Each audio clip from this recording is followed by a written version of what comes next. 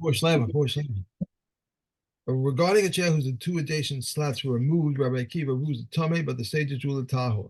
Rabbi Yehuda said even a bridal chair whose panels were removed and a receptacle remained in its Tahor, since the primary function is disabled and the secondary function is also disabled. A bin whose upper part was removed is tummy on account of the lower part. If the lower part was removed, it is tummy on account of the upper part. If both the upper and lower parts are removed, Rabbi Yehuda rules the tummy on account of the sides, but the common with tahor. A stone man's seat can become tummy with midrash tuma. Regarding a black that one painted with red paint, painted with saffron dye and planed and planed, Rabbi Kuba rules the tummy, but they can come and rule the tahor until one carves it. Regarding a woven basket or a reed basket that one filled with straw or flocking, if one prepared them for sitting upon, they are tahor. But if one wove the baskets with reed grass or cord, they are tameh. Okay. Hey. Asla, privy stool. That's the Mishna time toilet seat. Right. Okay. So you see, it's made out of, it's got metal legs and a leather seat. So so when it's all assembled, it's obviously tamei midrash because it's meant to be sat on, and it's tamei mace. Okay, and of course, because anything that's tamei midrash is also tamei mace.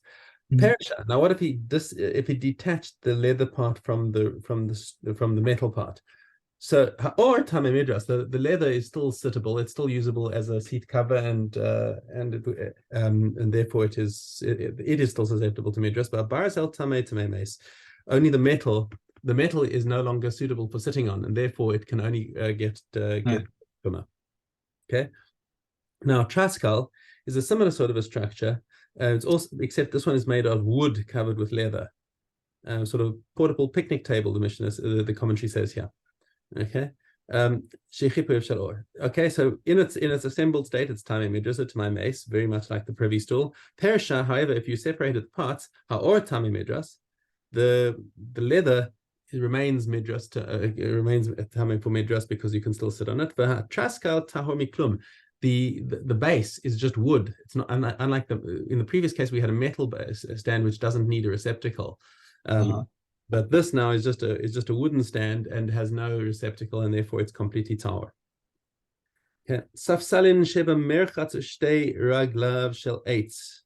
Okay, so you got a bench in the bathhouse. Now the bathhouse bench is made of stone because with a lot of water around, right, it's a good idea to make it of stone. But if the legs are both of wood, it is considered tamei midrash because the legs are what enable it for you to sit on, and therefore it's judged according to the legs, even though the stone is otherwise impervious to tumah. If however one end of the bench has got a stone foot and the other end has got a wooden foot, that is called tahor. Now, why is it tahor? Why is it judged according to the stone foot and not according to the wooden foot? Because if you had to remove the wooden foot altogether, the bench would still be usable if you propped it up against a wall or something like that. So it's just some sort of protrusion from a wall, you'd still be able to use it, and therefore the bench is considered a stone kli, and stone Keilim are never susceptible to tumah. Unless, of course, we're talking about an oven. Remember, we're talking about a stove at the stove top when you had this, but that's because it was set into the ground with clay. Okay. Nasarin, boards, sheba merchatz, shigman, right? You smoothed over the boards in the merchatz. Now, these boards over here are meant to, they cover over the channel where the water flows into the bath, so people can walk over it. So now, so the question is that made for people to walk on, or is it for people to protect the water? So Rabbi Akiva metame v'chachamim metarin. Rabbi Akiva says it's that the joint boards are susceptible to tumah because although they're primarily intended to cover the channel of dirty water, bathers will invariably sit on these boards. However, chachamim say it's tahor because they're there only to cover over the water that's coming through there. It's not intended for people to sit on, and therefore tahor. Okay. Keilim. So Keilim is called a fumigator. Okay. It's a tall cylindrical utensil made from intertwined branches. and you put clothing on it, and incense would be lit underneath it to give a fragrance to the clothing. Okay. Base Kabbalah Kasus, if it's got a receptacle for clothes to sit in, that's Tame, Asuya Kaveris, Tahora. But if it's made like a beehive, in other words, if it's tubular and it's got openings on both ends, and it doesn't have a receptacle, so as such, is of course tahor. So the commentary over here says, while it's elementary that a wooden utensil with no receptacle is not susceptible to tumah except under certain specific circumstances, one might have thought that the sages would decree an open-ended fumigator susceptible to tumah out of concern that one might confuse them with fumigators that do possess a receptacle, which are biblically susceptible. So our Mishnah teaches that Chazal did not make any such gezerah. Okay. Next parak. Okay. Kadur v'ha'imum v'kamiyah v'tefillin shenikra'u. Okay. So all of these objects, the ball, the shoe form, the amulets, the tefillin, they all have in common that they are basically a leather coating with something that's inside them. Okay. And let's say the container object, let's say the ball or the shoe form or whatever, anything that's if they became tameh, they can become tameh, right? So they're all got considered receptacles, but and one who touches them, so if they became tameh with corpse tumah, then somebody who touches them becomes a rishon. Yeah. Ubamashit betochan tahor. However, their contents are not considered a chibur, not considered a connection to the actual object. So the stuffing, in the case of a ball or a shoe form or an amulet, and the tefillin has got the scrolls inside. They do not make a person. They don't make a person tameh. They make hands tameh. That's we saw that, but that's a separate issue about scrolls. Okay. Tahor. However, a saddle that tore. The saddle, the stuffing that's put into the saddle is actually stitched into the saddle in order to make sure that it doesn't shift while the person's sitting in it and make it uncomfortable. So it's so the stitching connects it, and therefore even touching the stuffing would be a chibur. So now, Mishnah base, we're introducing the concept. We've spoken a lot about a mishkav and midras, tumas midras. Okay, mishkav and midras are basically the same thing. Some things that are stepped on or things that are sat on. They have the same din of tumah as each other. But now we're going to introduce a new category that we haven't seen explicitly before, which is merkav, which is similar to them, but it's things that are riding. Okay, so our first Mishnah doesn't yet spell out the difference between mishkav and merkav, but it's just going to give what is the difference, which are the things that are subject to merkav as opposed to mishkav. So, elu tmein mishum merkav. Zari is Ashkeloni, so an Ashkelonian strap. So you can see our donkey over there with a strap over him. Right. That's something that so the difference between merkav and mishkav is is that when you sit with your legs straddled. Okay, when your legs straddle something, that's called merkav. It's called riding, as opposed to when you're sitting with your legs in front of something like a chair. That's called a mishkav. Okay, so this is Ariz Ashkeloni, where a person would sit with his legs on either side. Or medocha hamadis. So the median mortar, you see this block over here with the mortar and pestle, right? Okay, where basically a person sits on it in order to crush big things.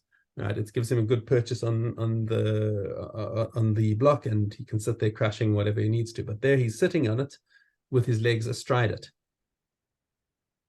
Okay, the aviet shel gamal, and the pack saddle of the camel. Here you go. You see a picture of what it looks like to ride on the camel. Again, the legs go on either side.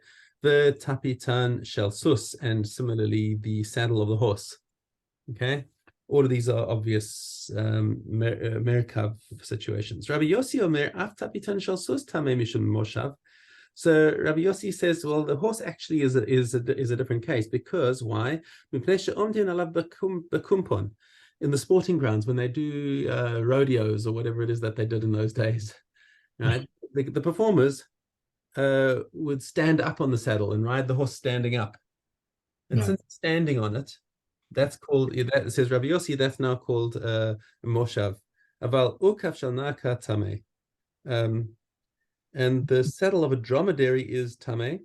Now, this is in other words, it's subject to the less stringent tumah of Merkav.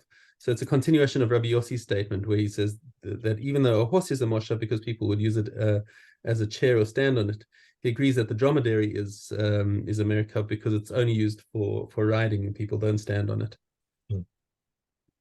Okay, Adkan. Okay, we're really gonna finish Keilim more, at least this part.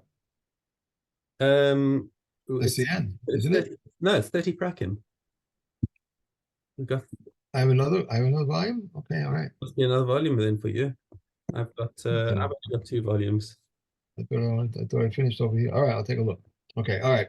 We are on Yud Tes Vav. If a bed was round with a mizran and a corpse touches them, they're tummy with 7-day tumah. But if they separate from each other, they are tummy with 7-day tumah. A sheret touches them, they are tummy with evening tumah. If they separate from each other, they are tummy with evening tumah. Regarding a bed whose long boards were removed and one fashioned new boards for it, and he did not alter the notches, if the new boards broke, the bed remains tummy. But if the old boards broke, the bed is tahor, for everything depends on the old boards. A chest whose opening is on top can become tummy with corpse tumah. If it became damaged at its top, it becomes tummy with corpse tumah. If it became damaged at its bottom, it is tahor, and its compartments are tummy and are not considered connected to it. Regarding a shepherd's pouch that became damaged, the pocket within it is tummy and are not considered connected to it. Regarding a water skin whose side pouches hold liquid together with it, and of those whose side pouches became damaged, they're tahor, because they do not accept liquids in the normal fashion. A chest whose opening is... That's it. Yeah.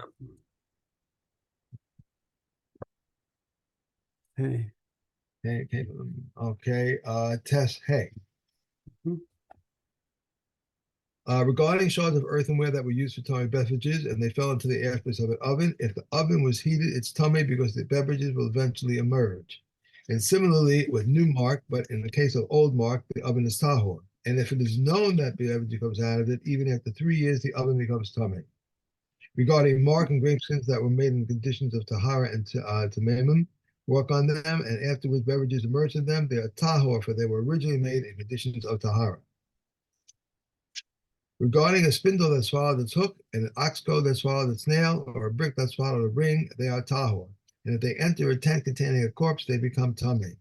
If a zav moves them, they become tummy. If they fell into an aspect of a tahor oven, they render a tummy. If a loaf of truma touched them, it is tahor. Regarding a sedra that is placed over the mouth of an oven surrounded by a sealed cover, if a crack developed between the oven and the sedra, its measure of the width is the width of the mouth of an ox goad that cannot be inserted. If Yehuda says it can, if it can enter, if it can enter. If sedra developed a crack, its measure is the width of the mouth of an ox goad that can enter. If Yehuda says even if it cannot enter. If the crack in the sedra was rounded, we do not view it as being straight. Rather, its measure is the width of an ox goad that can enter. Okay. All right. If one sells a house of the houses of walled cities, he may redeem it immediately, and he may redeem it in all 12 months. This is like a kind of interest, but it is not interest. Should the seller die, his son may redeem it. Should the buyer die, he may redeem it from his son. He counts the year only from the time he sold it to him, as it is said, until a full year has elapsed for him. When scripture says full, it comes to include the intercalary months. Rabbi says he must give him a year and his intercalary days. If the final day of the 12 months arrived and it was not redeemed, it would be permanently his. This applies both to the buyer and the recipient or of a gift, as it says in perpetuity. Originally, he would hide on the final day of the 12 months so that it should become permanently his. Hillel the elder enacted that he should deposit the money in a chamber and break down the door and enter. Whenever the other one so desires, he may come and take his money. Okay. Another one. Whatever is within the wall is treated according to the law of the houses of walled cities, with the exception of the fields.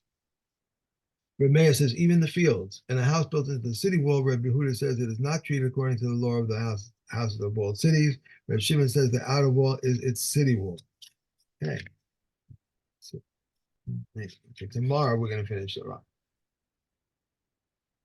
And then it will be tomorrow. What's after rocking? Tomorrow. Tomorrow? Yeah. Tomorrow. Okay. Makos. If he made a boldness on his head, or he rounded the corner of his head, or destroyed the corner of his beard, or made one incision for the dead, he's liable. If he made one incision for 5 that were dead, 5 incisions for 1 that was dead, or if he's liable for each one. For the head, 2 for the ones this side, and for 1 on this side. For the beard, 2 for this side, and 2 on that side, and 1 for below. If Eliezer says if he removes it all at once, he is liable for only 1. If he is not liable unless he removes it with a razor, then Eliezer says even if he plucked it out with pincers or with Oz, he is liable. One who tattoos. If he wrote but did not etch, or etch but did not write, if he is not liable until he writes with etches with ink or eye paint or anything that leaves a mark. Shimon says he is not liable unless he writes the names there, as it is said, "You shall not imprint any marks upon you. I am the Lord." If a Nazarite drank wine throughout the day, he is liable for only 1. If he said to him, do not drink, and he drank, he is liable for each one. Okay. Right? We are on to Beitzah. When Elias said, a person may take a sliver from that which is before him in order to clean his teeth, and one may gather hay or splinters from the courtyard and kindle the fire, because everything which is in the courtyard is considered prepared. But the come and say one may gather from that which is before him and kindle. We may not produce fire, neither from wood, nor from stones, nor from earth, nor from the water, nor may we heat tiles in order to roast upon them. And Reb Eliezer said yet another thing. A person may stand next to foodstuffs that are muksa on Friday during the sabbatical year and say, from here I will eat tomorrow. But they can come and say only if he marks it off and says, from here to here I will eat. We may lower produce to a skylight on Yom Tov, but not on the Sabbath. We may cover produce with cloths to guard against dripping water, and also pitchers of wine and pitchers of oil, and we may put a vessel under the dripping water on Shabbos.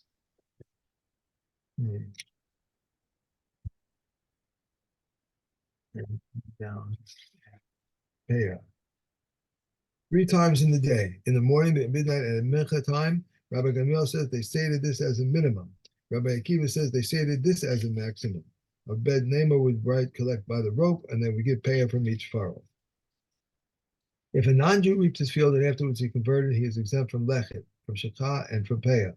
Rabbi Yehuda obligates regarding shekha, and shekha is only at the time of the war, time of the mur. If a person consecrated standing ears and he redeems standing ears, he is liable. Sheaves and he redeems sheaves, he is liable. Standing ears and he redeems sheaves, he is exempt, but at the time when it becomes liable, he was exempt.